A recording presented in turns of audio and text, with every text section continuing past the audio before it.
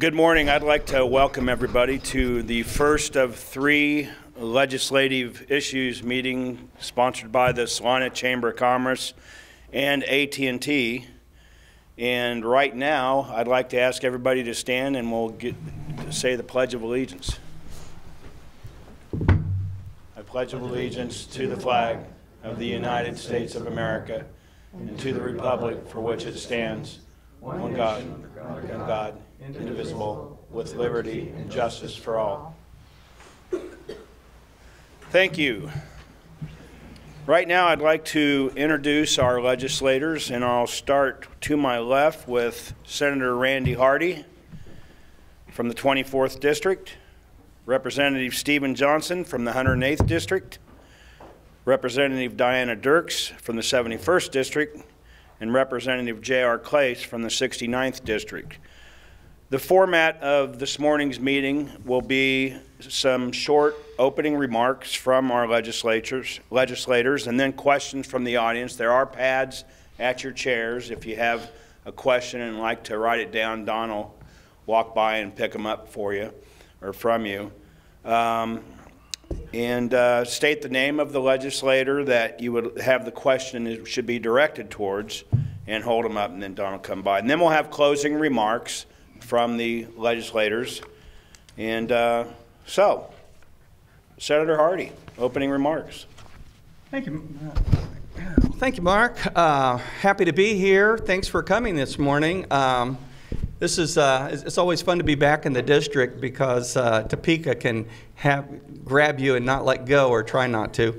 But it's good to be back. I'm not going to say a lot right now, but one thing that's important to me is something that has gotten some press, at least from the Kansas City Star, on transparency in state government. When I got to Topeka last session, there were some things going on, and I was scratching my head about them because I really didn't understand all the in and outs of government there. And so there were things called gut and goes.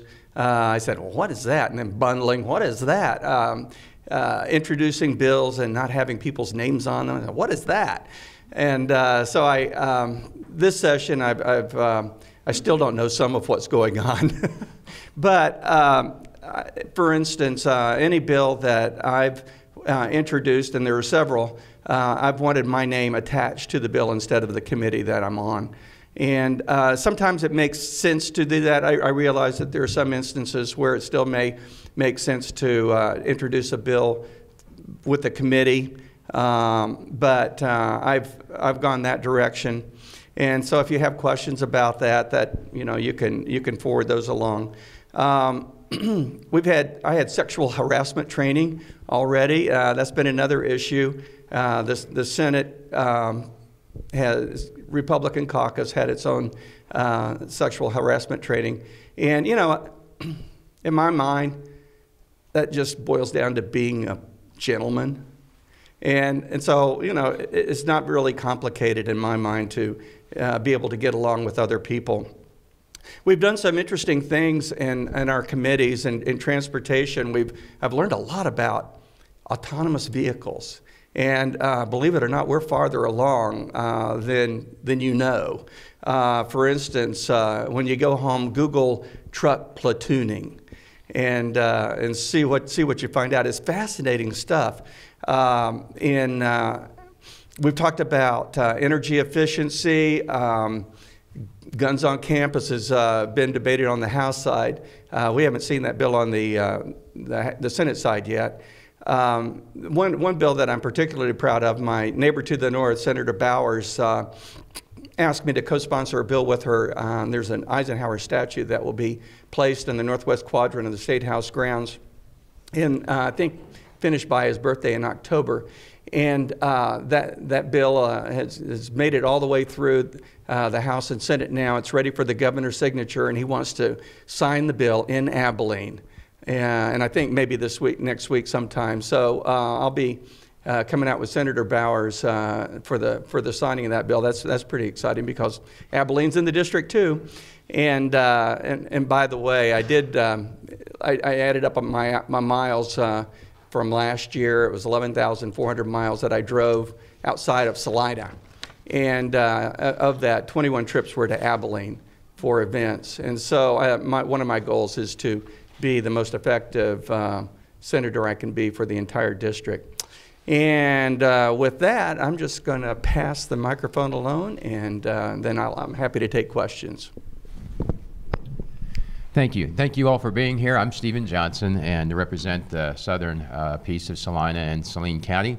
And thanks to you for being here. Thanks to the Chamber and AT&T, our sponsors. And I will start with a quick apology. I also have a forum in Ellsworth at 10, so I will leave a little after 9. But we'll welcome the questions and the discussion that we can have. Senator Hardy had some interesting stuff with transportation, and that's fun. Mine's pretty much boring. I'm on a bunch of numbers stuff. There were 4 interim committees that worked on that and continue to work on that. One change in my committee assignments was from the Ag Budget Committee, which I felt I had some understanding of, to the Education Budget Committee, which gives me a chance to be a freshman again and start from ground zero of knowledge and try and get caught up with the details. But thankfully there are a lot of people that do know those, and I'll be relying on them as I get up to speed. In the Tax Committee, Senator Hardy talked about transparency. I have asked for tax bills since the beginning of the session, and I was rich in opportunities last year, and a number were introduced on pieces at the deadline, but I haven't had a comprehensive tax bill. So we did introduce one in the Tax Committee. It is a committee bill. I assume it'll have my name on it, just so that there is a name on it, and the purpose is to have a discussion. How do we figure out the amount that collectively, what is the collective will of the people of Kansas regarding education funding and how we do it? Would actually welcome all of you, if you have an interest in testifying on that issue. We would love to have people across the state weigh in. And the questions are, you know, what is the right amount? How do we fund that? Where do we look to take that? So we had dealt with income tax in 2017. We dealt with sales tax in 2015. The bill is introduced as property tax. I would expect whatever the first bill is on tax will struggle, but my hope is that there will be a discussion that will help find out where collectively we would like to be on the overall tax level. So that bill raises enough revenue to fund at the level recommended by the State Board of Education, which is $659.9 million more than the not quite $300 million that's been put in by the legislature. So that then is what that bill does. We didn't go for the plaintiff request. Just generally, it seems folks coalesced more around the State Board of Education number, and it also does it over time rather than a point in time. There are several issues with that, but the goal was not to try and figure out the only way to do it, but to try and give folks a measure of magnitude and have a discussion around that. So hopefully we can continue that discussion here and other places, and I welcome your other questions. I know we need to be brief, and it's great to be with you today. Thank you. Good morning. Thank you, AT&T and the Chamber, for sponsoring this. It's always good to be back home, trust me. Although I do have home duties to do when I arrive home, as doing the laundry for the week and, you know, that sort of thing. So that never goes away. But it's always good to be here. I'm proud to say that I supported the Eisenhower statute bill and went to the well, and I shared some things with my colleagues that day, so I'll just go ahead and share it with you as well. I made a confession. When I was a lot younger than I am now, probably 3 or 4, I remember sitting in my grandmother's living room watching a television screen that was about 5 inches wide, listening to the Republican convention, didn't understand a word they were talking about, but I was so caught up with all of the roar and celebration, and I was just fascinated watching it on TV. And so the saying then was, "I like Ike." So my grandmother taught me how to spell it, and I thought I would surprise her. So that afternoon, I had my paper and my crayons, and I sat and I made all these nice signs saying, "I like Ike," and I taped them to the walls of her dining room. Unfortunately, it was more of a surprise to my grandmother than I had thought, because in Los Angeles, where I was living at the time, they would have polling, voting booths in people's homes, which happened to be one of my grandmother's. So she got up that morning, saw all my political signs on the wall, and had to tear them down immediately before she got fined. So I do remember that episode, and having moved back to Kansas, the roots of my dad, I just feel that it's just absolutely wonderful that they're going to be putting the Eisenhower statue there at the State House for all to see. I wanted to tell you that story too, to kill a little time, because we were not as busy in our committees as some of them. Although I'm particularly proud of one in the Education Committee, which is asking for a tuition assistance for the Kansas National Guard. And I will go more in depth on that after we get into some questions, and I'd like to share that with you at that time. It would just, there's such a need to have additional Kansas National Guard, and their opportunities that they have are a little more limited than full-time military, and I feel that it's important, since they have been asked to be deployed, and be away from their families. Their whole workload has changed drastically, along with hurricanes, tornadoes, the snow blizzard out west, when they had to go out and help them because people were stuck out on the highways and roads. So I think that it's only right for us to make some accommodations, and I was asked by Major General Taffanelli and his adjutant to present a bill, and I was very happy to do so, and I'll cover more of that later. But thank you so much for being here, and we'll answer your questions. Thank you, Representative Dirks. I don't have to do that, sorry. Thank you to AT&T and the Chamber of Commerce for putting this together, and for everyone who took time on their Saturday morning to come out here to ask questions. Representative J.R. Clays, I represent the west side of Salina, northwest Saline County, serve on the Appropriations Committee, the Commerce, Labor, and Economic Development Committee. I chair the Committee on Transportation and Public Safety Budgets, which is different than the policy committees. We handle the money side of it. And then also serve as vice chairman of the Committee on State Building Construction, which includes all of the buildings that are on our college campuses.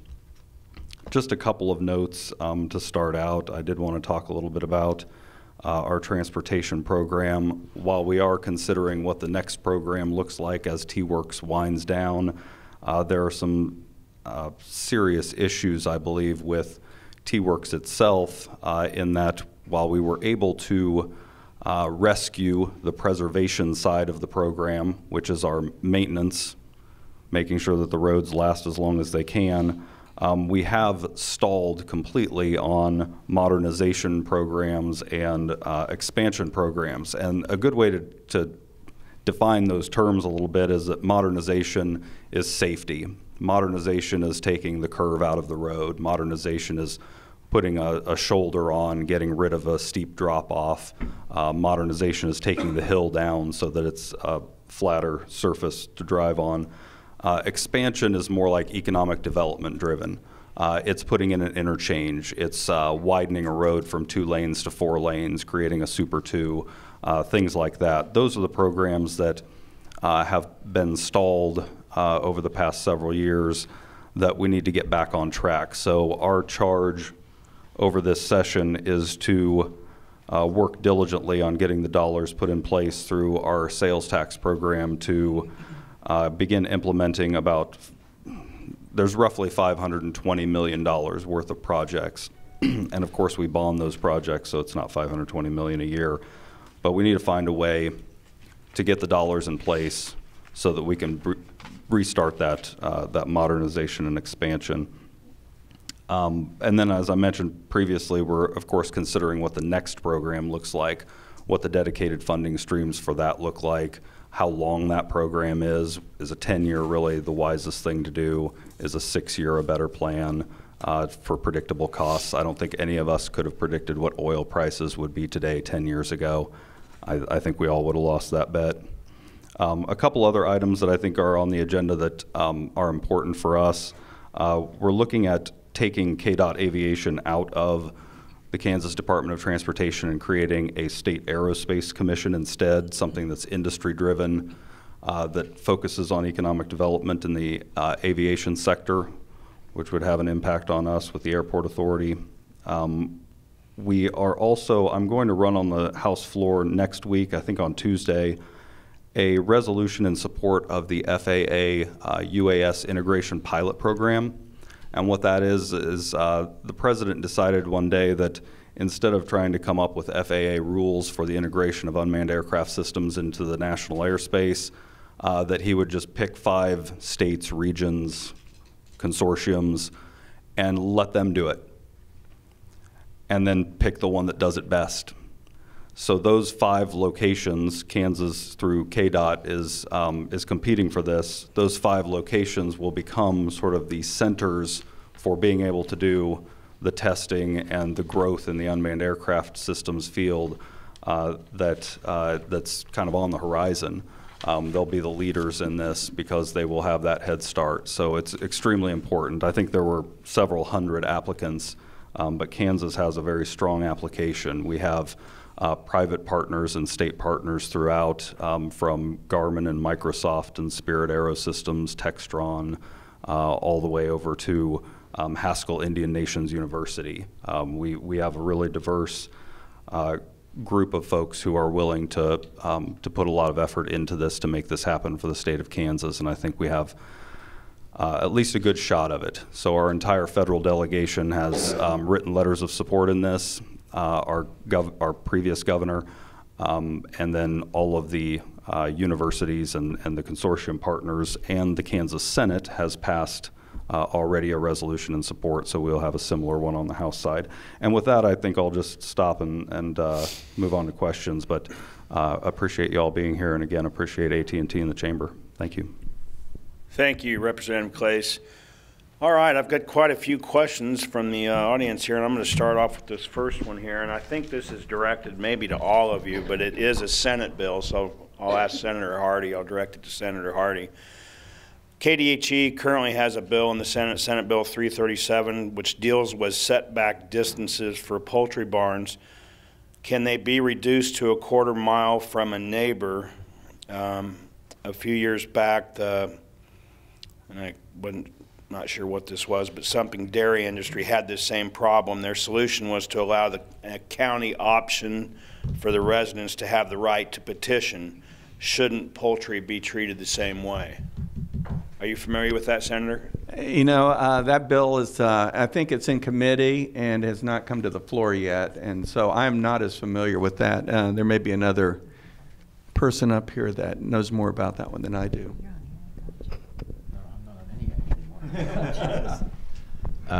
I don't know anything on that one either. I'd be willing to take more questions. I would, and if the asker wants to give us a little more detail, we could try and dig into it.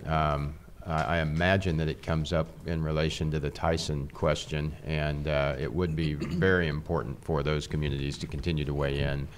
Currently, Southeast Kansas and North Central are the 2 that are potentially in play for that plant, and those communities are key in driving forward whether or not that comes to our state, and that would be the material change. Without that plant, we probably wouldn't have a lot of poultry to deal with. So looking to Cloud County, and I'm trying to remember, is it Montgomery County in the southeast would be the 2, and they are the ones that are bringing most of the concepts forward that I know of that the ag committees are acting on. Thank you. Well, unfortunately, I'm not on the Ag Committee this year because it meets the same time that the Education Committee meets, so I'm not really familiar with it. Just I read something quickly in that regards.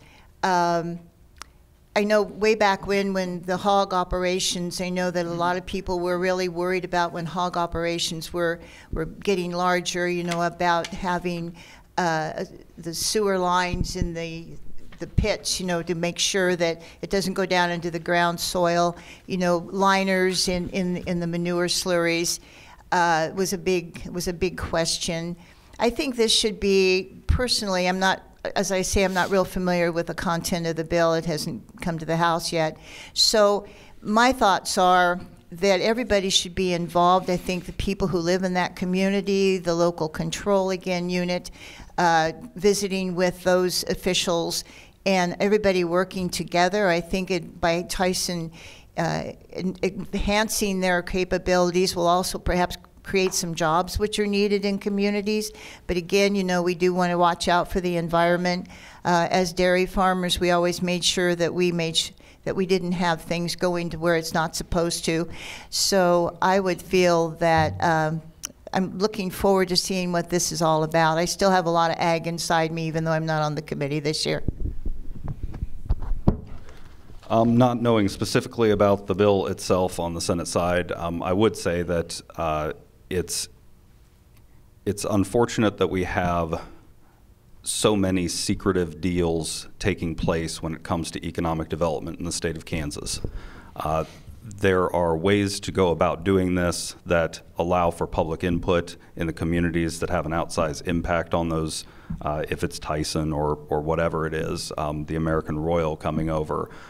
Those kind of deals need to see the light of day, especially in the communities who are involved in that, and that hasn't been happening over the past few years. We haven't seen that kind of local community public input, and it's imperative that we have buy-in from the folks who are going to be living with this day in and day out, whether it's poultry or something else.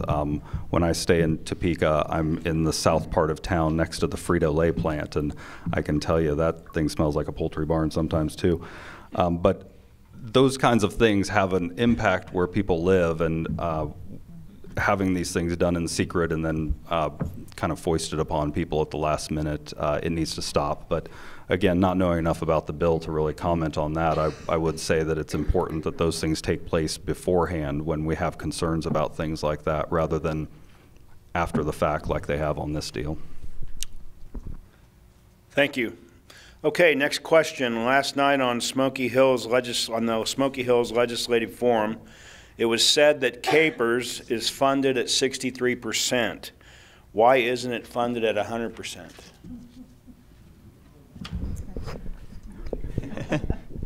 Well, I'll start out with it. I think Representative Johnson's the place to end up. But we have underfunded Capers simply because there has not been enough money in the state general fund to provide more money. I think every legislator there would like for Capers to be fully funded, and that is my intent.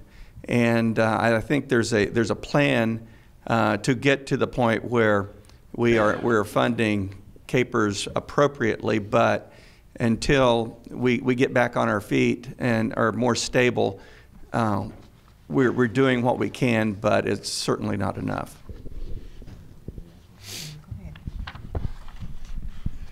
I think most folks are familiar with the Capers issues, and it's been building for decades.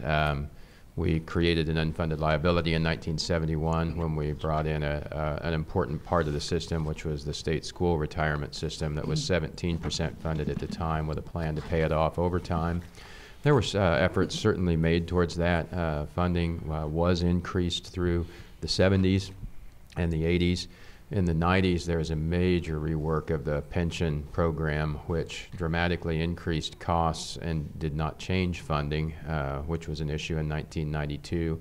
I would say largely due to bad information from the actuary at the time. That's my opinion.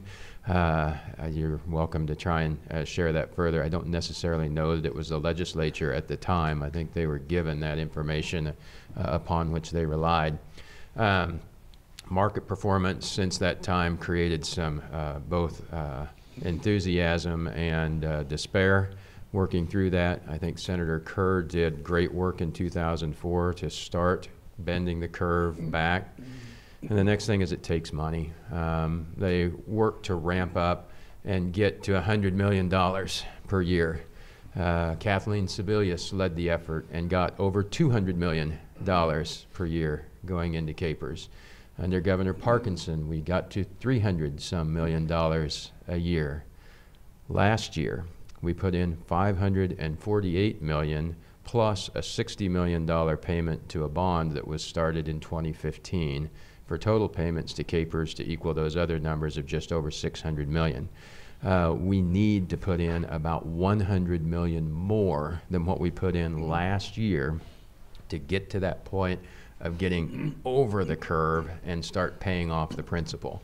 So it is exciting for me that we are close, and frustrating that we can't quite get over the hill, but there have been remarkable strides towards that. I have watched it closely since I came in. I think the 63% number would relate to the school-only group, which I haven't looked at on a year-to-year basis. I've looked at the state school group. The numbers there have been around the 66 to 67% funded. It was, if you look only at the school group, it was 49.5% funded when I came into the legislature in 2010. There are a number of things that have helped that dramatically. I would say that it has progressed faster than I would have projected it could over the last 6 years. I don't know where that goes going forward, but if we could find an additional $100 million to start paying towards it, then once you start paying on that principal, you finally unravel the problem pretty quickly. Until we get there, we continue to try and tread water where we are, which is just not a good place to be in, and you have that challenge. But that's probably more than you care to know on that. It's a long-term problem. The good news is remarkable strides have been made, and the bad news is that there is still more to go. But we're closer to arriving than we have been for some time. It is the first time since before 1992. The KPERS projects a 3-year, they're always 3 years ahead on what they're looking at. And we're actually funded at the actuarial rate for the first time since before 92 on their projections, but that assumes we get that $100 million in there. That's up to us to actually be able to do. So thanks. I think Representative Johnson pretty well covered it. I mean, he is the expert on KPERS. I do not sit on any committee that would have that information, so I'm just going to say that he would have all of those serving on that committee, they would have our full support to make sure that KPERS is adequately funded for those individuals who really, you know, are looking forward to being able to, for their retirement, that the money's going to be there. So I guess that's all I can offer to that. Yeah, not much to add there. In appropriations, spending is in direct competition with other spending, and every time we have something in front of us, we have to keep in mind what that other thing is. And right now you have corrections officers working 16-hour shifts, you have 42% turnover, you have riots and escapes in prisons, and when those things are in competition with something else, it's very difficult to say, let's go shore up the actuarial, you know, those kind of things. So those items tend to be in direct competition with each other, and it's very difficult to make that happen. We have salaries in our judicial side that are below poverty wages. I mean, there's a lot of problems out there to solve. So, and only so many dollars to go around. So that's it's a difficult nut to crack, but we work on it every day. Okay, thank you. This question is for Senator Hardy and any other legislator who would like to respond. Can you update us on one of Salina's or the community's legislative initiatives related to community access TV expansion to HD programming? Well, thank you. I have had conversations concerning this one. This is kind of a sticky wicket for Cox Communications. I've been working with their lobbyist, and I think we have a step in that direction. Salina is somewhat of an anomaly in the state in terms of what we call a PEG channel, which is the community access channel. And Cox made a sizable step in helping our situation when we went to digital programming for the lower end of the channel spectrum, which includes our access channel. And the goal being to include that channel on the HD side, And as it turns out, that's tougher than it sounds. Cox is obliged to provide one access channel in each of their markets, and 20% of subscribers in the Salina market do not subscribe to HD.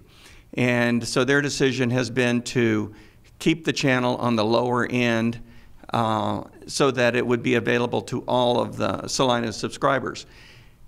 That being said, the quality of the channel is of decent quality, and so my request to Cox was to at least scramble the channel guide so that our access channel would appear on the HD side.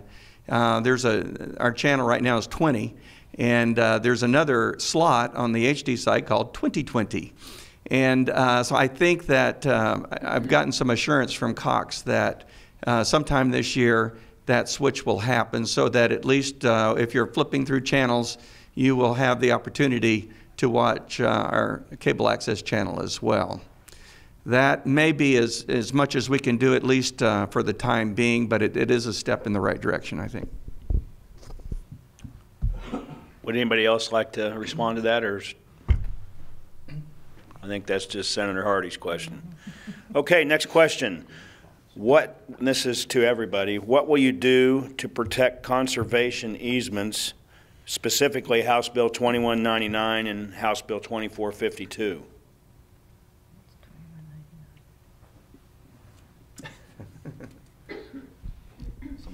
A tough question.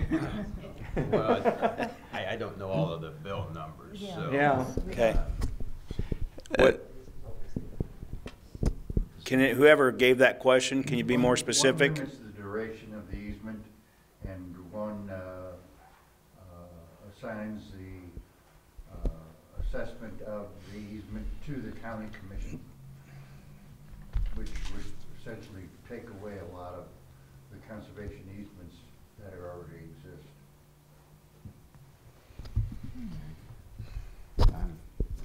I still don't know enough to add much value, but I'd love to chat with you further just to know what it's doing. And is that in the Ag Committee then, or do we know? Federal and state affairs.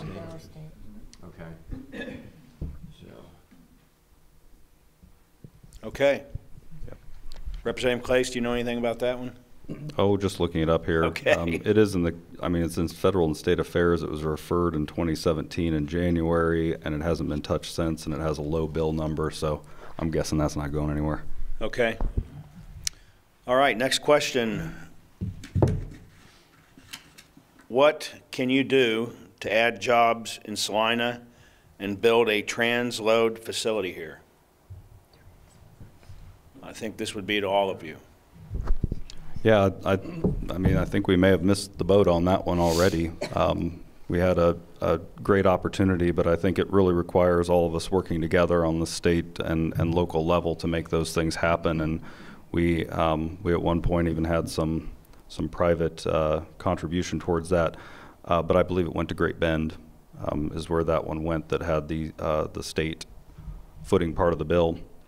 But if we want to have something like that, I think it really requires the Salina Airport Authority. It requires the city commission, the county commission, everyone getting along, not talking about seats. I would point out that I've been put at the end of this table time and time again.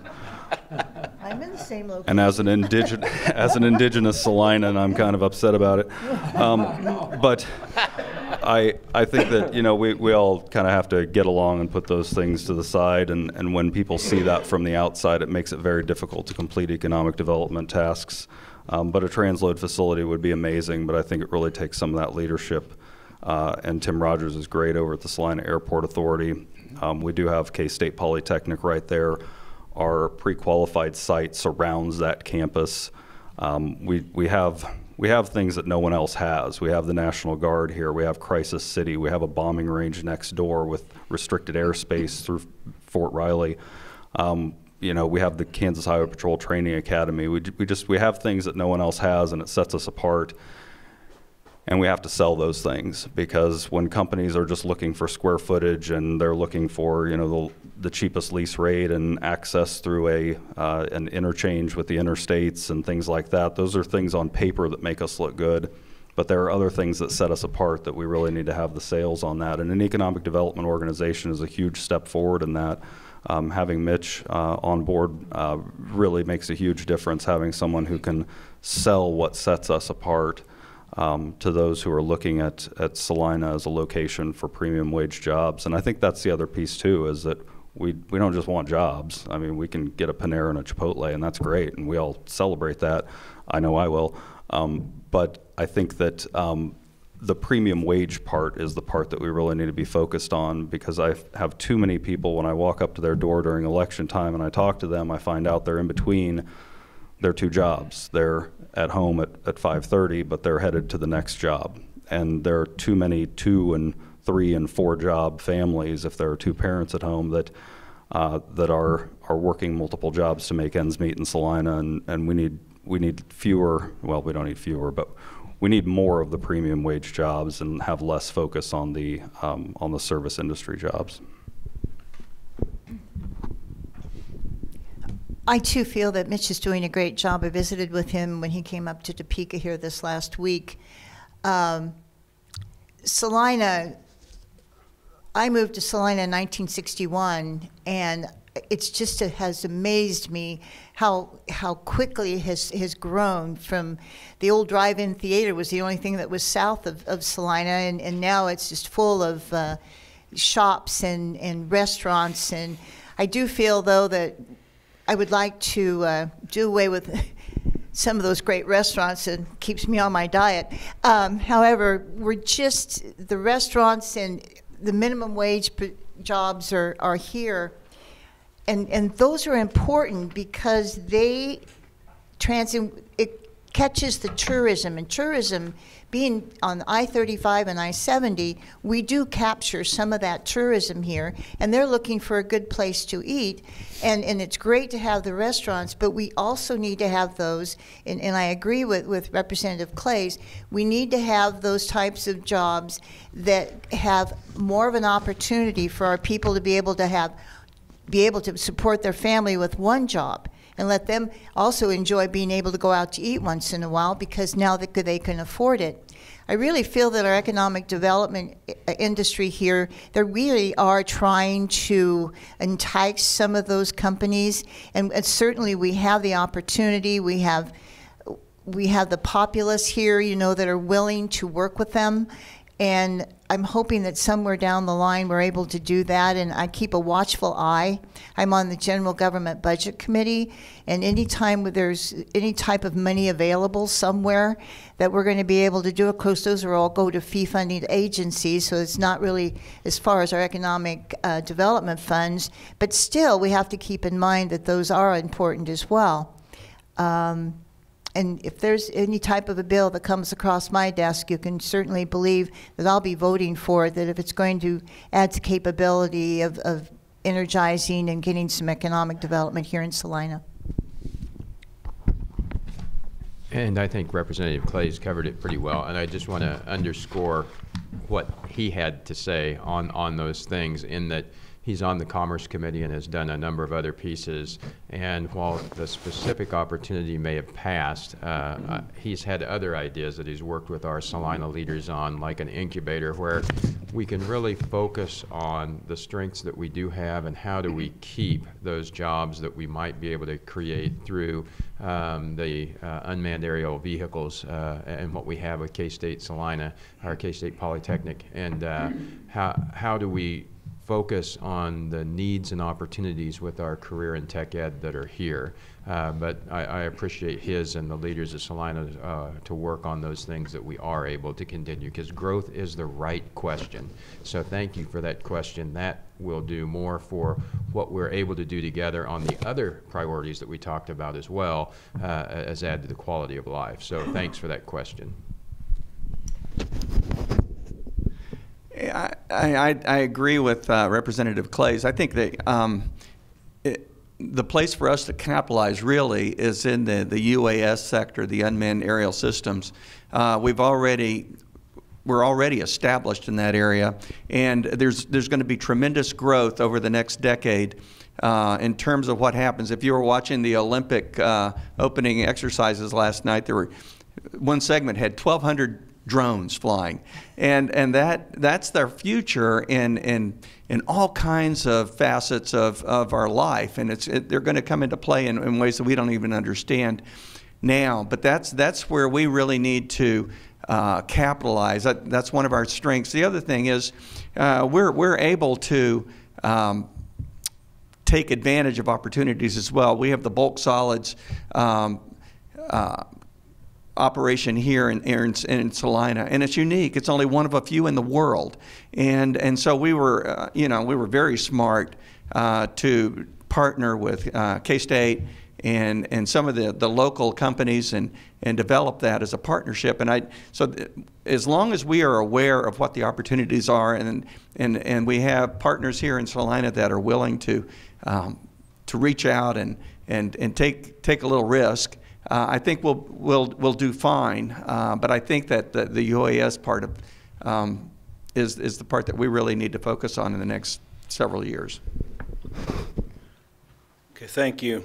Representative Claes, I'm relieved to hear that you're okay with the seating chart. For now. Okay, next question. Would you support repeal of the state law that allows local governments to deny their employees their rights to collective bargaining? And that's to anybody. Can you repeat there? Would you support the repeal of the state law that allows local governments to deny their employees their rights to collective bargaining? Is there a law that... I wasn't aware of that. Is there a double negative in there I'm missing? Who wrote that question? Or who? Joan. Okay. Would you like to be more specific? Well, there is a law on the state level, and I wish I could tell you what the statute is, that local government employees, like county employees, city employees, can only form a union or collective bargaining with the consent of the governing body. So, for instance, SCAPE, the Saline County Association of Public Employees, only exists at the pleasure of the county commission.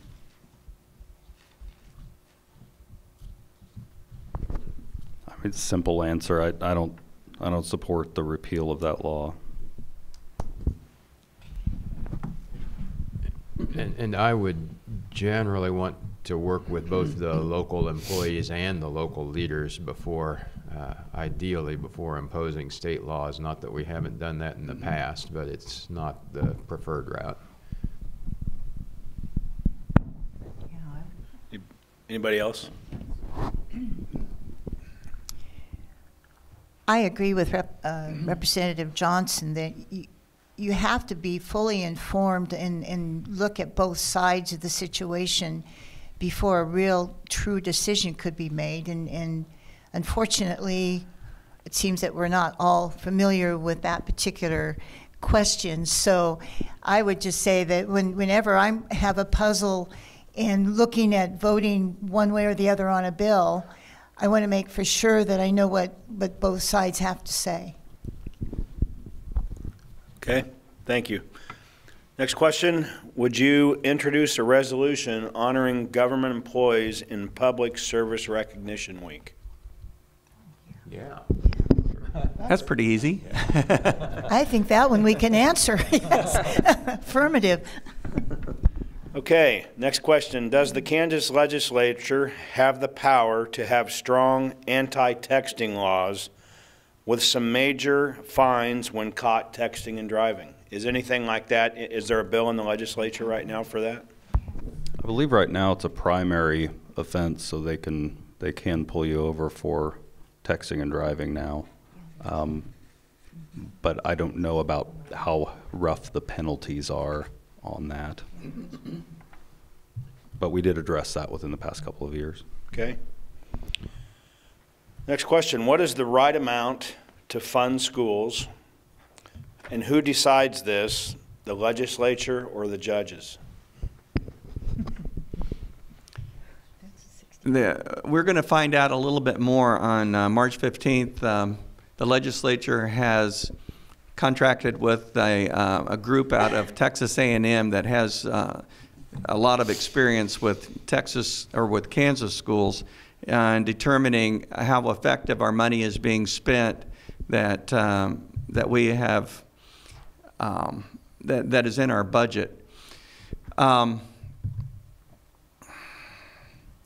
My short answer is if there was no lawsuit, there would be no Supreme Court involvement in our process. And so our major question is not any kind of disagreement or agreement with the Supreme Court. We need to settle the lawsuit is the thing that I have in my head. And I think that once this study comes back, that'll give us a great tool in order to negotiate our way through this lawsuit and get that behind us. My goal is to never have another lawsuit. And then we don't have to worry about the Supreme Court intervening. We want to have adequate and equitable or suitable or whatever the current term is for our students. But I think that we need to think about education maybe in different ways is what I'm thinking. There was a group that came in and chatted with me that promotes virtual schools in Kansas. There are 500 kids that attend virtual schools. And I'm thinking, well, that sounds like an interesting concept. So I think that we maybe, instead of thinking about how much, maybe think more about how we do it. That might give us more of a solution for our particular situation. We can't decide that every kid in Gove County should have the same kinds of opportunities that exist in Johnson County. It's a whole different situation. But if we have the ability to offer kids the ability to take Chinese in Gove County virtually, maybe that would take care of that inequity. So I guess the short answers are I don't know and neither. So in trying to find out what the right number is, I think that is a collective effort, again, of where we all want to fund education in light of all of the competing needs that Representative Clays talked about in the Appropriations Committee. And I think that is a collective decision that we decide what we want to do. It is not the court or the legislature. The court actually says that we don't know the right amount. That's to get figured out. Mm-hmm. But the number that the legislature says is not satisfactory.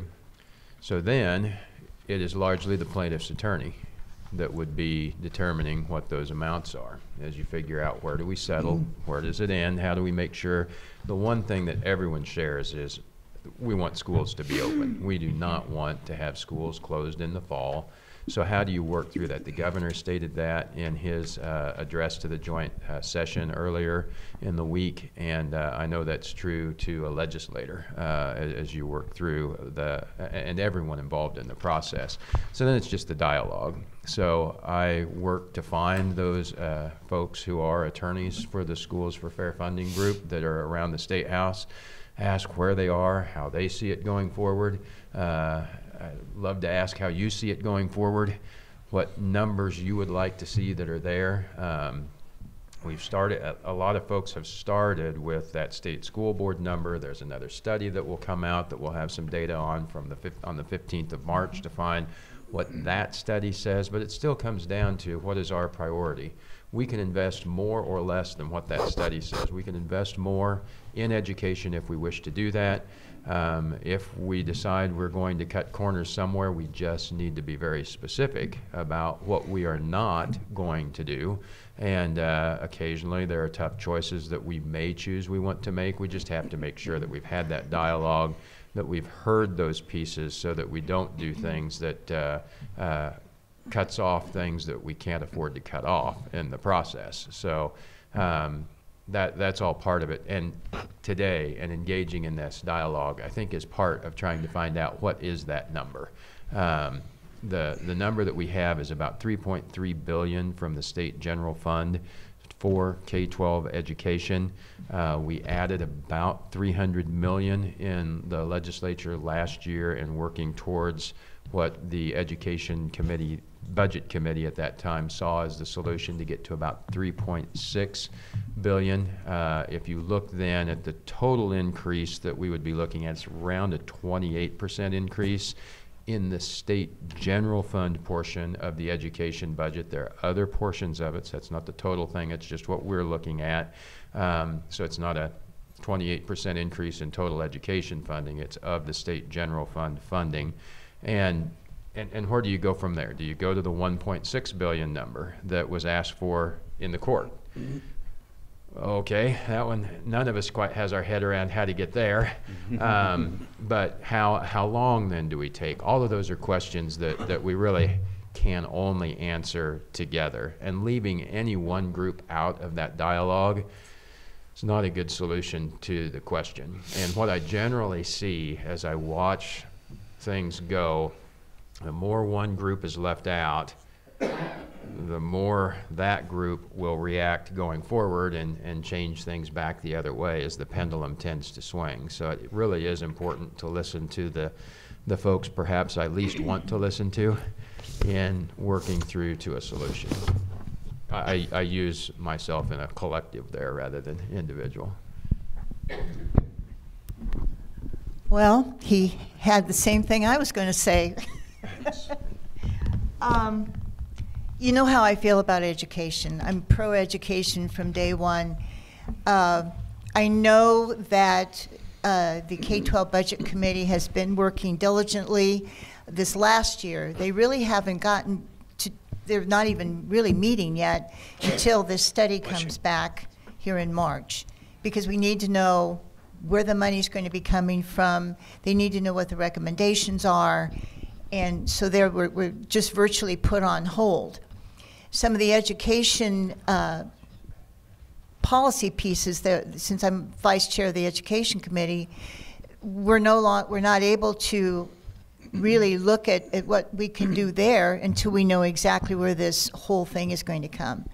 I do know that the feeling of the people that I visit with in our community, leaders, school officials, teachers, students, you know, we're all after the same goal, that our children are provided an adequate education so that they can be educated adults and be able to do whatever they aspire to do. Virtual schools, they're already in effect right now. We do have virtual schools. A lot of them are taking them in our state already. However, you also have to have that in-class studies with teachers, professors, to answer the questions face to face. There is an era for virtuality, but there's also that hands-on that formulate and make our kids into the wonderful adults that they become. And that's what the teachers strive to do. We're working on it. This study is costing us $265,000, I believe, to do the study. Unfortunately, there are many of us who feel that we're going to probably end up with the same numbers as what we already know, but there's always that outside chance that there would be something that we can actually work with. All of us have that in mind. We're just waiting for this to happen. Trust me, we're waiting and waiting and waiting, and it's very frustrating at times that we're not able to just dig right in and find out what a solution would be that would be best for all of our kids. So with that, and with Representative Johnson, I think we pretty well covered that. I agree with Representative Johnson's remarks, but I'd go back to the question, what is the right amount and who decides? And in practice, the right amount, or who should, I guess maybe should is a good word to put in there, but I think the people should decide what that right amount is. But I think in practice, the judges have decided that they are the arbiters of what this looks like. And unfortunately, through the process, and I'm on the 6th year of being there, the multiple times that we've increased school funding, it has been in response to a judicial order. So those have been, time and time again, it's been the judges saying, you must do this, and then we go in and do that, and you get around, I mean, they've been $100 million here, $300 million this last session, but now we're talking about $600 million to $1.6 billion, and I think you have to consider when we go through and look at this what you're willing to give up to get there, whether it's competition with other spending.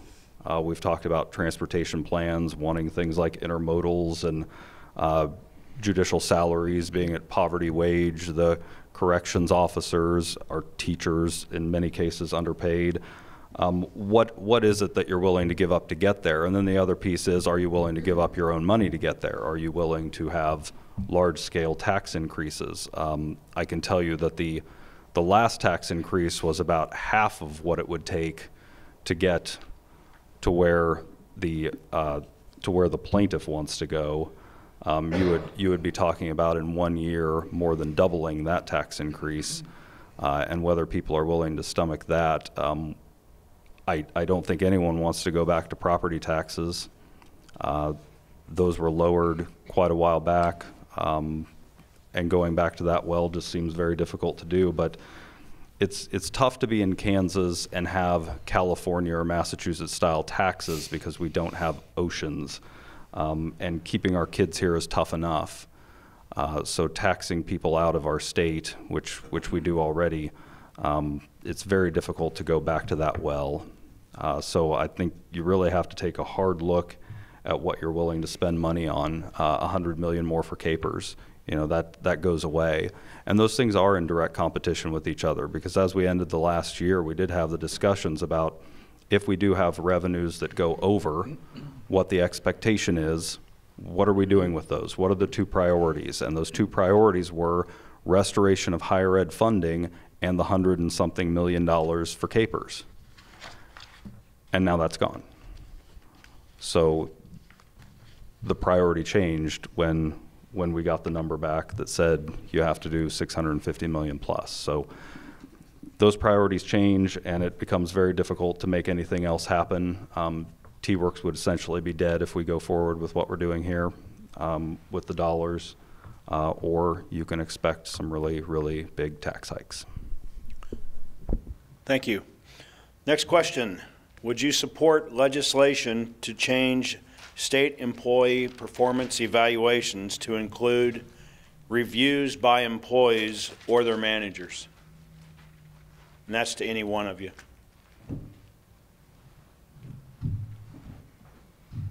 Could you read that? I will. Yeah. Would you support legislation to change state employee performance evaluations to include reviews by employees or their managers?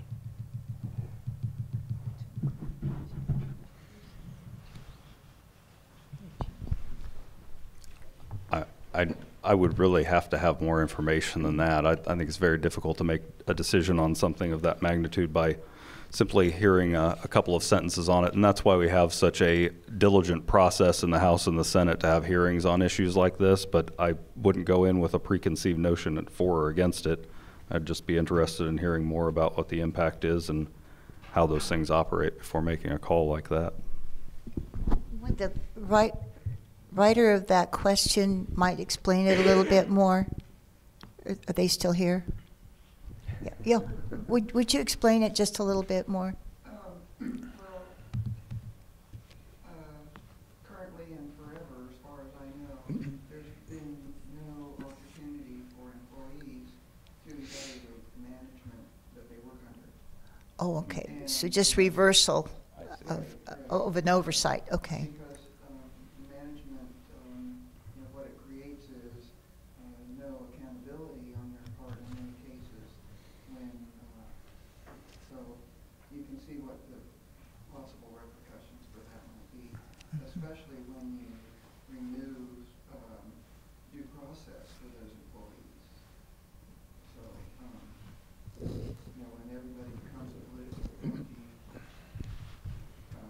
or, So you would just reverse the process, is what you're saying, so that you could evaluate the managers as well as they were evaluating you. Is that, okay. just add that component. Can I have another bite at this apple?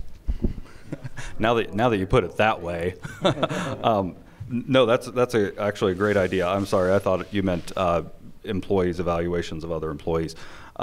No, I think that's a great idea, and in fact, we had some pretty moving testimony over the interim. I was the vice chair of the state committee on mental hospitals, and we found that there was some pretty serious, credible accusations of bullying happening in that department at some of those facilities of employees by individuals who are in a position of authority. And when we hear things like that, it's important that there be an action taken on something like that. So I put in proviso that the Kansas Department of Aging and Disability Services create a policy on bullying. Unfortunately, that was defeated in committee, so we don't have those policies in place, but people should be able to go to their workplace and not be bullied one way or the other, regardless of who they are or what their managers think of them. So we went through kind of that process of evaluating that, and I think KDAD's had some serious problems and still does to this day. And I would be really interested in hearing more from other agencies on how employees are being treated by those who are in a position of authority, because I think it's much more pervasive than it is just at KDAD's, and that we need that kind of data, that kind of information to make good decisions about what the policies are at those different agencies. Because right now there isn't a policy for how to handle incidents of bullying. Where would you report that without having someone retaliate against you and something like that? So there are a couple of bills. I think we have one in Commerce now that actually deals with that. And it is a recent bill, but I will get the bill number for you before the end of this so you can track that as it goes through the process. And I think that the state is interested in the very best performing leaders in the state, and if there's a process for employees, I'd support any process for employees to report any kind of inappropriate kinds of actions or statements or behaviors by any leader, because I think ultimately the state prospers when the leadership that is in place is good, and the department is only as good as its leadership. And so I want the best possible people there, and I want them to do the best job that they can for the state, and I want them to use their employees effectively and be good leaders. And so I would be supportive of that kind of policy. Thank you. You've got a response? Of course, we've been talking about due process for education. And I asked a member of the Senate if we were to pass a due process law on the South side, on the House side, what would be the response of the Senate? And unfortunately, that particular senator decided that no, they wouldn't even bring it before the Senate. So unless you have some ways and means over there, but so I don't see due process making it anywhere this year. We're going to try, but as far as bullying, ironically, bullying seems to have an aura that there's always somebody out there that they're not a supervisor, they're not a leader, prospectively. They want to be, and yet they take it out on the person who's working under them because it's a sense of power, and that shouldn't be allowed anywhere. 3 years ago, we passed a bill out of education called the Lorenz Law, and this had to deal with bullying teachers. You know, we hope to think that all teachers, you know, are just love their kids and take very good care of them while they're in school, but oftentimes there's one or two bad apples in every barrel. And this particular law was directed towards a teacher that was bullying the children. We're working on another bullying bill now in education. So it's everywhere. I think it's in every aspect of any industry, whether it's education, whether it's at home, whether it's the job that you work at. And I don't feel that it is necessary to have a boss that's going to just make remarks. It's as bad as sexual harassment as far as I'm concerned. I mean, because they're taking advantage of those individuals that work for them. So I would support that bill. Thank you. Thank you. Next question. Is there any way to repeal the requirements for those seeking help from TANF?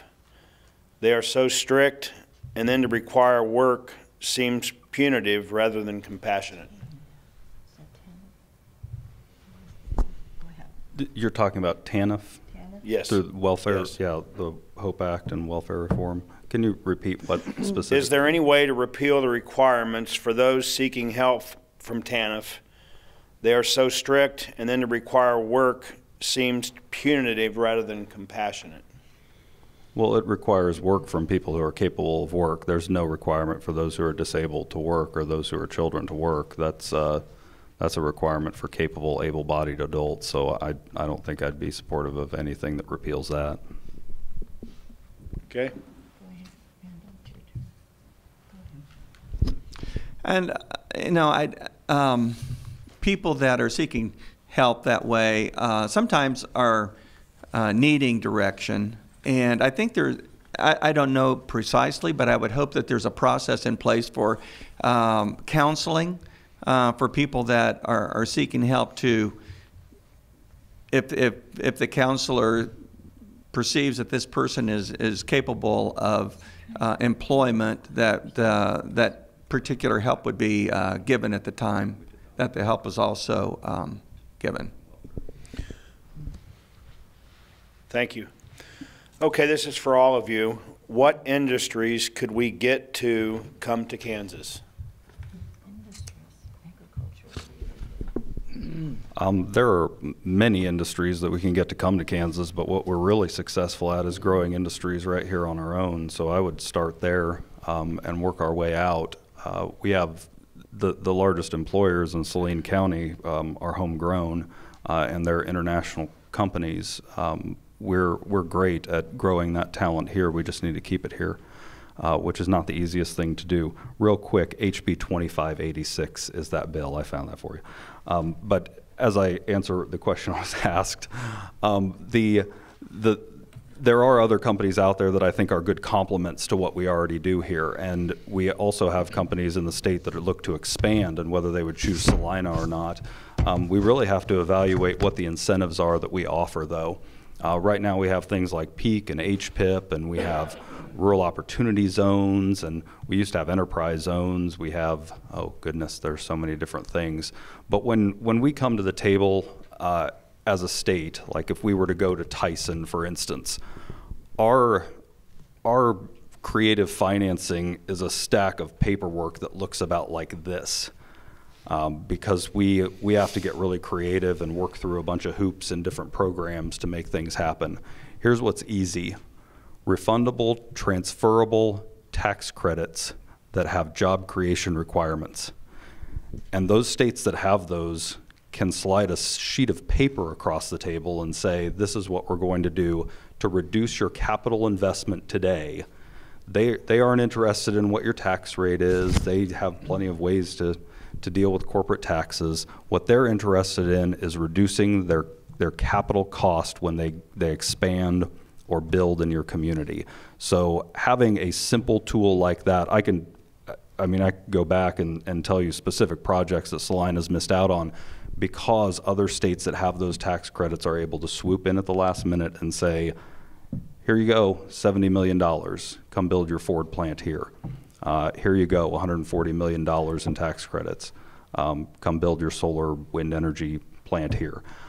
Those kinds of things affect us, and they affect us in a very negative way, especially when we have programs that simply don't work for our community. I think if you go look at the PEAK program, I believe it's about $6 million a year that we allocate towards that, for a total of about $30 million over a five-year contract, so it builds on itself. In other words, once it's been in place for 5 years, we're spending $30 million a year on it. Those dollars almost exclusively go to Johnson County. And they almost exclusively go to Johnson County to either keep businesses from going across the line or to pull businesses from across the line. Those are your tax dollars at work, making sure that that business just headquarters in a different spot. And that doesn't change who works there. That doesn't bring a job across the line. It doesn't mean the person who lives across the line suddenly starts working at that business. The same people who worked there before work there afterwards. And that is not effective. Rural opportunity zones. I could go on and on about rural opportunity zones and what they actually accomplish. Right now you have people on the waiting list for the student loan payback portion of the Rural Opportunity Zone program. Where do you think they're living while they're waiting on that waiting list? They're living in the community in which they moved to qualify for the program. So when you ask the question, would they have moved here anyway? The question's answered. They live there anyway. So the incentive is way off the mark on that program. We can go down the list, though. I think HPIP is a fairly effective program. I'm not going to sit here and criticize that, but those kinds of programs create a lot of paperwork and difficulty in qualifying for them, when we could just simply be straightforward and transparent in this entire process of what our programs look like, what we're offering to companies. The public can see it, they can understand what it looks like, they can know where their tax dollars are going, they can see the jobs that it grows transparently and throughout that process, instead of going through this stack of paperwork that essentially we get beat time and time again on anyway. You know, there a couple thoughts came to mind. You know, if you're thinking Kansas and not just Salina, to the air sector, especially out of Wichita, has a tremendous opportunity to grow, and that can have a rippling effect that would affect Salina eventually, because we have been part of the air industry as well. Wind energy, you know, we're doing some things that you can see going west of here. Some of the turbines, 34% of our wind of our energy in Kansas is wind energy now. And our customers, you wouldn't believe who our customers are. Microsoft buys all of its electricity from Kansas because it's wind. They like wind energy. And it goes on and on from there. So I think we've only begun developing that resource. Another thing that may not affect Salina as much as some of the, you know, my district goes all the way, includes the northern half of Dickinson County, but there's some opportunity there, but it may work as far west as Salina, is the National Bio and Agri Defense Facility that's being built in Manhattan. You know, there's going to be all kinds of spin-offs related to that facility when it opens. I think it's in 2022 when it will finally be done. And you know, to give you an idea of the size of that thing, there are 1,900 people working there every day, building it.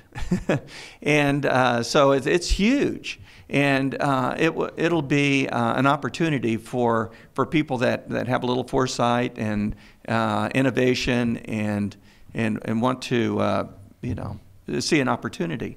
So I think we have some real opportunities in Salina and in Kansas, and a lot of those we're already taking advantage of, and some we need to capitalize on more. Pretty much covered what I was going to talk about, but I feel that the Chamber of Commerce right here locally, working with economic development, you know, is diligently working to see how they can expand the opportunities for our area. And if we're going to be offering these tax breaks for companies coming in, then we should also offer the same tax break for the ones that we already have to expand their horizons and build bigger facilities and put the construction workers and expanding those facilities and offering opportunity. And that would also, because it has a trickle-down effect. You bring in this business and you have people moving to our communities.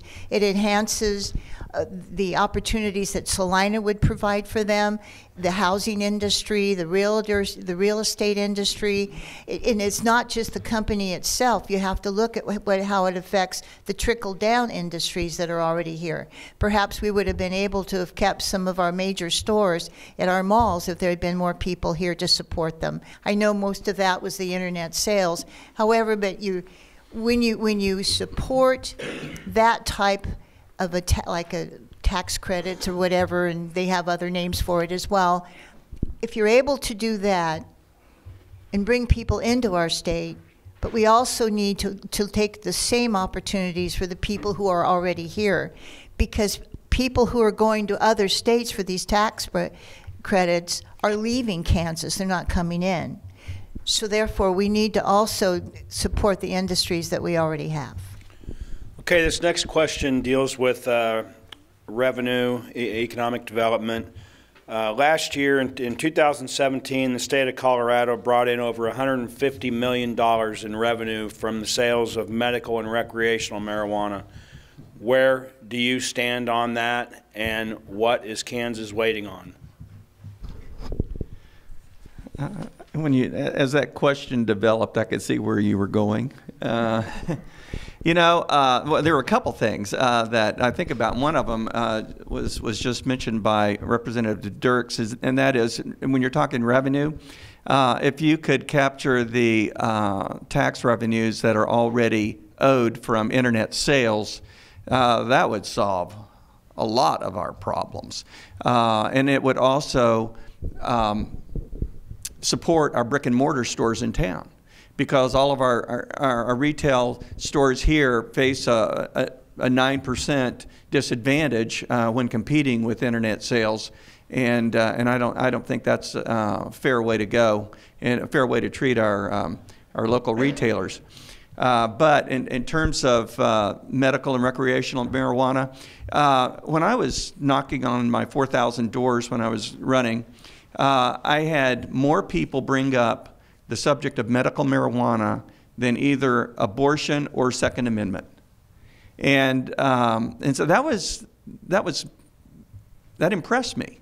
And there were families that had an 11-year-old kid that with epileptic seizures that was helped by medical marijuana, and I think that I don't think would favor recreational marijuana at this time, but medical marijuana, I think there's enough science in place to make a good case for it, and I would seriously consider supporting the availability anyway of medical marijuana. All I care about is what helps the people in my district, and if people in my district can be helped by medical marijuana, so be it.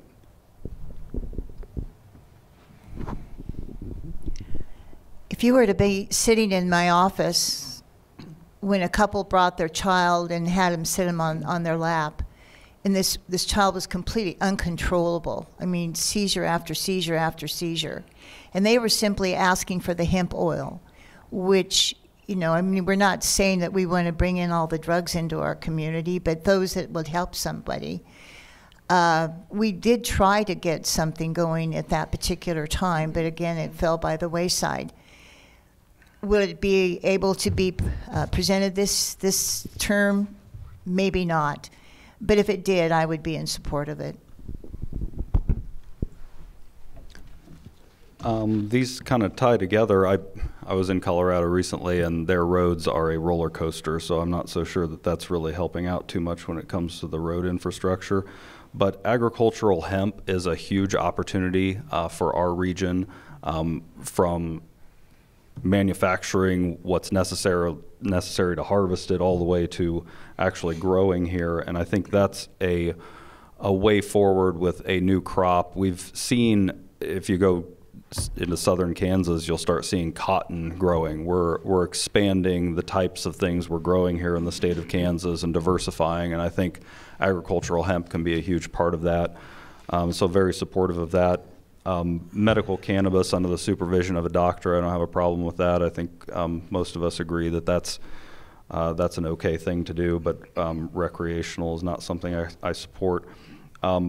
But going back to, I mean, these last two questions really kind of tie together in what we have that sets us apart, and being in the middle of an agricultural region and having advanced technologies that are kind of within our grasp of growing jobs in those sectors. Those two actually combine nicely together. If you've seen some of the things that our farmers are using these days to do the planting and the harvesting. So there's a lot of opportunity there in growing jobs in both of those areas if we start to expand into different areas of agriculture. So very supportive of the agricultural hemp and hope to see that happen. I'd also point out that on the last question, probably more so than this one, that there is a bill out there that deals with aerospace education and tax credits for companies that hire Kansas graduates from aviation engineering programs. That bill passed the House last year and then went over to the Senate, and there it languishes today. It is HB 2036, so I will get a plug in for that while we have a few minutes here. But HB 2036 would make it so that a student who goes to K-State Polytechnic, graduates with a degree in engineering, can then go to an aerospace company in the state of Kansas. The company then receives a tax credit to pay off that student's loans. That is a reverse way of thinking about how you apply a tax credit to incentivize a company to be here. We know it works, and here's how we know it works. Because Oklahoma did it a couple years ago and stole Boeing from us. There's a reason that engineering jobs are flooding out of our state and going south. They're going to Georgia, they're going to Oklahoma. Georgia has a similar program in place. We're losing aerospace jobs, and we lost about 17% of these jobs over the past few years. That's directly attributable not to a change in the economy. People say, oh, well, you know, we're losing those aerospace jobs. They're going away because the economy's bad. No, they're building more planes than they ever have before. They're just building them somewhere else. We've seen a 90% increase in aerospace jobs in Oklahoma, 110% increase over in Georgia and North Carolina. These states are pulling those jobs away from us because we're not acting to save them. And these are easily put in place ways to save those jobs. I believe the fiscal note, if you actually apply a dynamic scoring to it, it's about $7.7 million. And when you think about the $30 million that we are dumping into Johnson County to pull a business over the line, you can see how it might be upsetting to not have a bill like this that actually incentivizes students to come to Salina, specifically come to Salina, stay here for their 4-year, 5 years of degree. I hope 4 years, but I know mine didn't turn out that way. But stay here for those degrees and then get the jobs, and those jobs end up coming to us rather than going out of state. So I would encourage you to contact your senator and encourage passage of HB 2036. And I will say, because I'm just kidding up here, that Senator Hardy has been great to work with, and we've worked on bills in the past across chambers and have been able to push one through for Saline County previously, and definitely look forward to working with him on this bill, because 2036, it will make a huge difference for us here in Salina and Saline County, and really the state of Kansas overall. K-State, Wichita State have the programs that would be targeted by this, and we absolutely need to start pushing for growing the industry right here in Salina. Thank you. I think Representative Klaish, you just answered this question, but in fairness, I want to ask it. It's an industrial hemp question. Gaining support for research. Do you support this? And it sounds like you all do. So, well, I'd add to that, though, that there is a bill out there that talks about research, and that isn't enough. That's a let's go find a few test plots and dip our toe in the water and take 5 years to figure it out bill. We already know that this works. And those kinds of tepid responses to the public outcry for this type of agricultural industry is not enough. We need something that says, yeah, we're going to figure this out and we're going to allow you to go out there and grow this, so that the federal law already allows it now, but allow them to go out and grow this and have that crop as a crop that can bring in revenue for the state and for the individuals, and really grow a new economy here in the state around that agricultural product. Is that something that you think can get passed in the next couple of years? The Senate has been the holdup. Well, you're getting beat up, Senator. We've already, members of the House have already been talking to our colleagues about supporting it, industrial hemp for here in the state. And I'll just have to have a little chat with the senators. Thank you. All right, we've got a couple more questions here. Would you support an increase in minimum wage in Kansas, including tipped wages?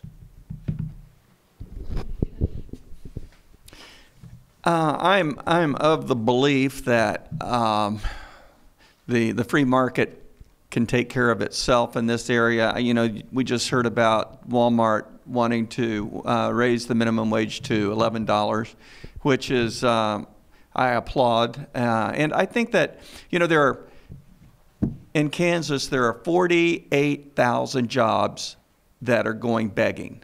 They're high-paying jobs that we do not have employees for. And that's the part that really roils me. We really have to concentrate on raising the skill level of our students so that they qualify for these jobs. And I think once we do that, that takes care of the minimum wage. Flipping burgers at McDonald's was never intended to be a career. And I think that whatever the wage is that you start at McDonald's is intended for to introduce students into the working population and be a stepping stone to other positions. And that's where I think the emphasis needs to be. We have 1,000 jobs in Salina that we can't fill, and that to me is the mind-boggling part. That's the part that we really need to address. You're looking at me. Okay. And this kind of goes back to the discussion about how we have people who have 2 jobs and they're working those part-time type jobs. Those should be reserved for, as Senator Hardy said, students and young people. We are taking young people out of the job market when we increase those minimum wages. I don't think those jobs were ever intended to be for careers, as was stated previously, and we need to focus more on career-oriented jobs here in Salina and Saline County. We do have a lot of jobs and job openings, and Salina Tech and K-State Polytechnic attempting to get those folks qualified for those jobs. I know we have CTE programs that have been introduced over at our high schools, and those are attempting to address those issues, but we really need to be able to be responsive to what industry is telling us. And when we have, probably getting too deep into the weeds here, but right now K-State Polytechnic has a budget that's attached to K-State in Manhattan. If industry is telling us that they want 2-year pilot degrees and they want these pilots out as quickly as possible, why aren't we offering those? And when the question is presented, then you find out that, well, K-State Manhattan doesn't want that to happen because we've got to have 4-year degrees. We're a university and that's our style. But that's not what industry is telling us. So stop telling us that we're responsive to industry when we're not responsive to industry, because that's not what's happening. And we have some serious problems with that. I'm going to go in and attempt to separate the budget as the law has been for 20 years, I think since 97, 98. The law has actually stated that K-State Polytechnic's budget is separate, but every governor has combined it with K-State Manhattan and put us under them each and every time. Currently, we have a dean for a college here. That dean does not have a seat at the table. There's no vice president, there is no provost that's over here in Salina running a campus. Instead, our folks report to the vice president of academic affairs. A vice president of academic affairs for the university oversees our campus. Our campus is more than just a department, it's an entire campus. and it needs to have a vice president, if I may opine on the inner workings of a university. But those things need to happen. They absolutely need to happen, because we do not have a seat at the table. That is true. We do not have a seat at the table. That's absolutely correct. Having a vice president who continually tells us to stay in our place is not how this should operate. And not having access to the president of the university to be able to put forward things that absolutely help our community, the people here in Salina, is wrong, and it needs to change. And as we go through this next process of selecting a new dean, I've asked that the president look into that and see if we can change it, because it does need to change. Thank you. Last question. Blockchain technology, cryptocurrency, and the Internet of Things are new technologies of the future and new jobs. How can we support these growing technologies here in Salina?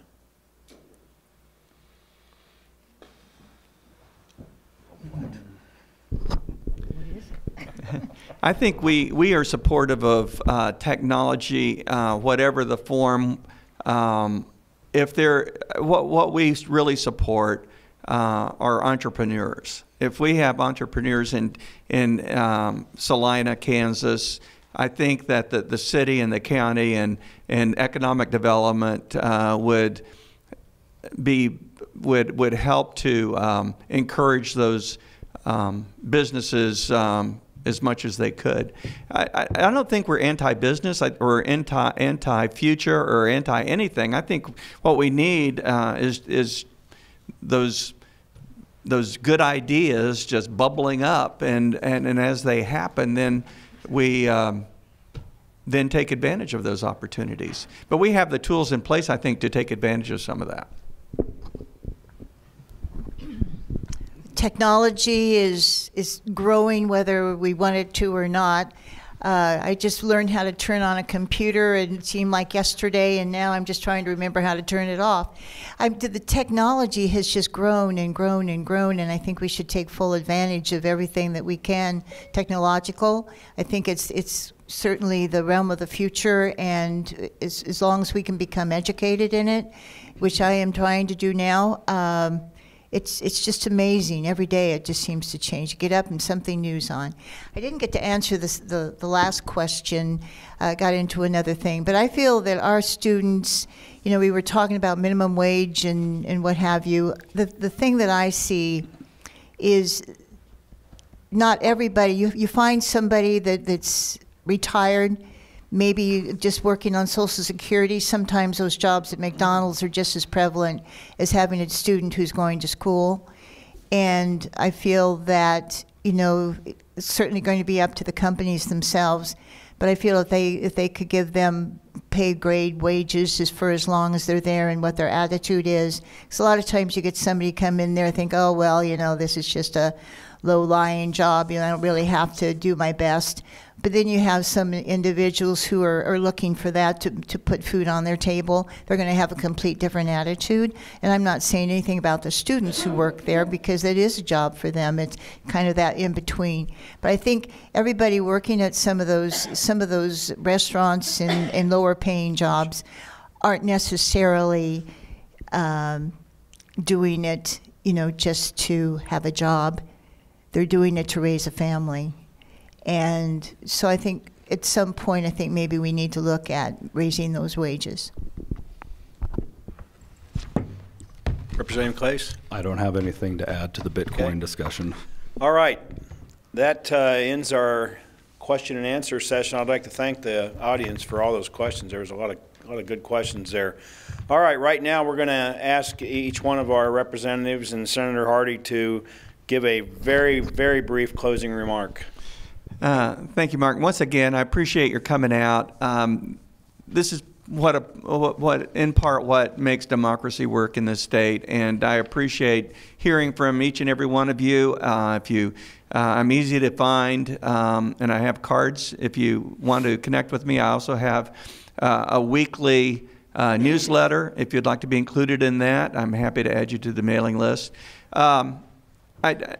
I just appreciate. I think that you know, we've had a good session this morning, and I enjoyed it, and look forward to working with you during the rest of the session.